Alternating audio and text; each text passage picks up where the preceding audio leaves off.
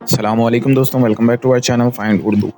Gritty gritty का मतलब है खराश वाला, दाना दाना या मिट्टी जैसा। ग्रिटी का मतलब है ऐसा सरफेस या चीज जिसमें छोटी छोटी पार्टिकल्स, दाने हो और छूने पर रफ फील हो। इसका यूज फिगरेटिव सेंस में भी होता है, जैसे ग्रिटी मूवी मतलब रियलिस्टिक और रफ स्टाइल वाली मूवी।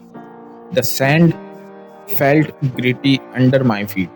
रेत मेरे पाँव के नीचे खुरदुरी और दानेदार महसूस हुई। तो दोस्तों, ग्रिटी का मतलब है खराश वाला या दानेदार टाइप टेक्सचर। उम्मीद है अब आपको ग्रिटी का मतलब समझ में आ गया होगा। मिलते हैं नेक्स्ट वीडियो में। शुक्रिया।